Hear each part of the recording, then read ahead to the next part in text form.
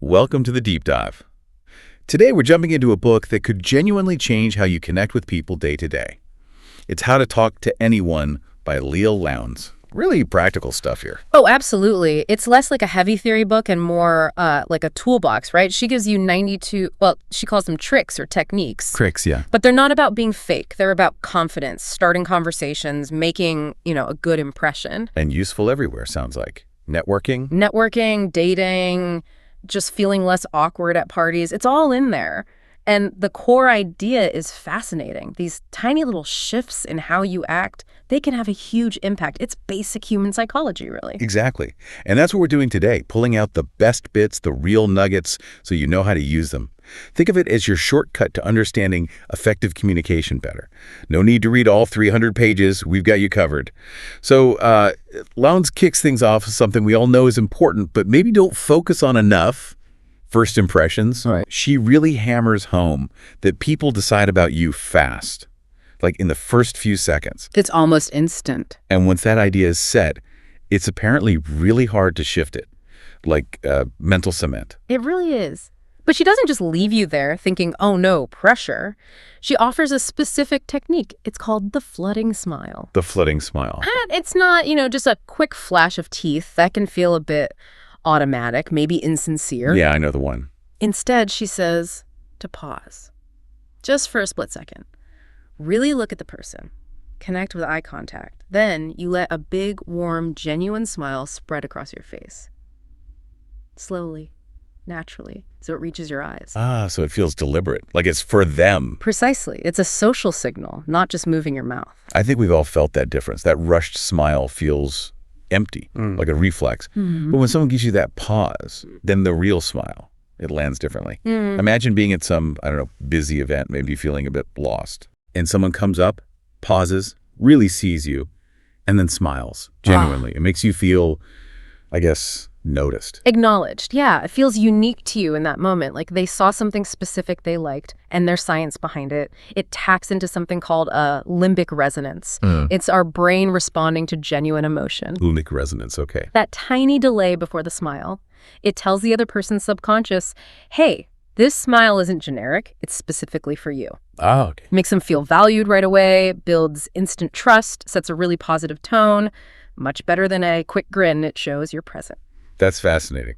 So, okay, the flooding smile nails the first impression. Great start. But then what next? That's where many of us freeze up, right? Oh, yeah. The what do I say now? Or you're talking and someone new walks up. How do you bring them in smoothly? Yeah. We've all been there, stuck after. How's it going? Such a common sticking point. And Lowndes has, again, some really clever, maybe slightly unexpected techniques for that. She talks about sticky eyes and the big baby pivot. Sticky eyes. Yeah. Baby pivot. Okay, intriguing names. They sound funny, but they tap into basic needs. Feeling listened to and feeling included. So sticky eyes. It's not about staring creepily. Let's be clear on that. Good. Laughs slightly. It's just about holding eye contact, maybe a fraction longer than usual, especially when someone else is talking. Keep looking for maybe a second or two after they finish their sentence. Oh, okay. It just subtly signals, I'm really listening, I'm engaged with what you're saying. It shows you value their input. I can see that.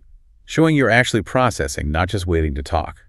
But is there a risk of it feeling intense, like too much eye contact? That's a fair question. She does stress the subtlety. It's not an unblinking stare down, just a beat longer than normal. Think gentle extension, not a laser focus. Okay. Combined with genuine listening, nodding, reacting naturally, it usually just reads as focused and present. Engagement, not aggression. Got it.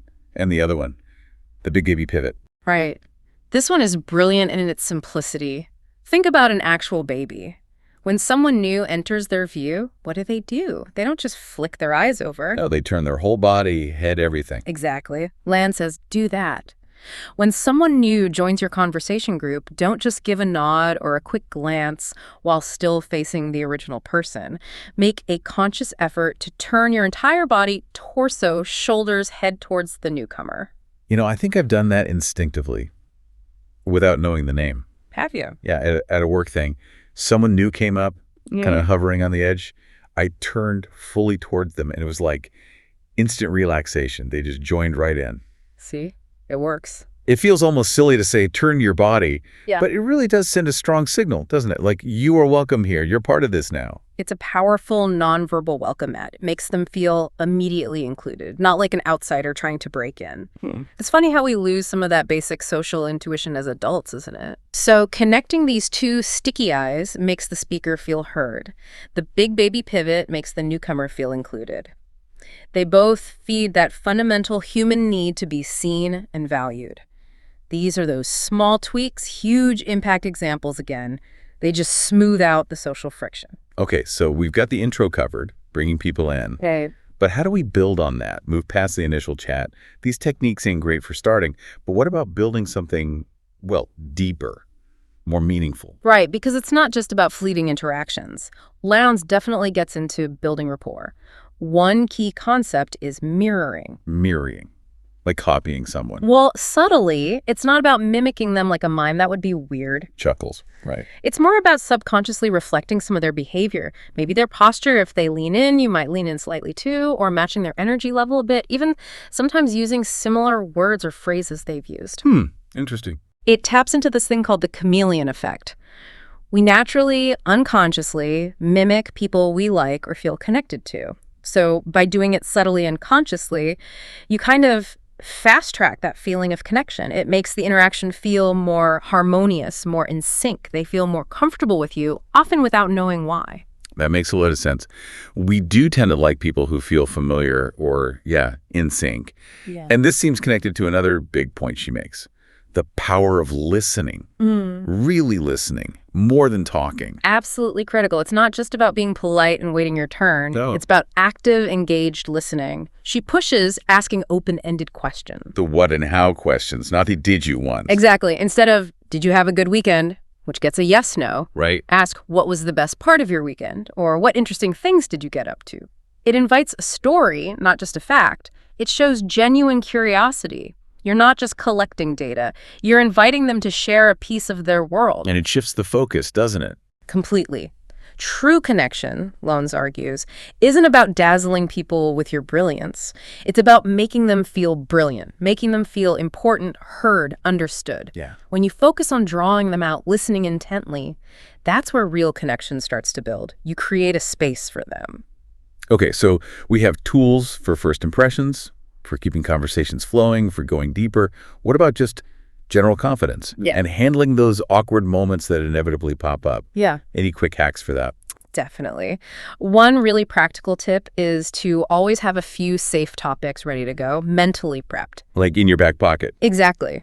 These are easy general interest things most people can talk about. Think movies, travel, even just places you'd like to go, food, interesting restaurants, maybe popular TV shows. Things that aren't too personal or controversial. Right. Having those ready means if there's a lull, you're not suddenly scrambling and feeling awkward. You can just gently pivot to one of them. That's smart. Takes the pressure off. It gives you a safety net. And just as important is knowing what not to do. Lowndes talks about conversation killers. Oh, yeah. Things that just suck the energy out of the room. Precisely. Two big ones she flags are correcting tiny, unimportant details in someone's story. Ugh, nobody likes a nitpicker. Right. It just makes them feel small or defensive. And the other one is the one-upper. Oh, the classic. Whatever you did, they did something bigger or better. Exactly. Someone shares a nice holiday story, and they jump in with their even more amazing trip. Yeah, that shuts things down fast. It totally does. It makes it feel competitive, not collaborative. It signals your story isn't that interesting, mine is. The opposite of building rapport. So avoid nitpicking, avoid one-upping.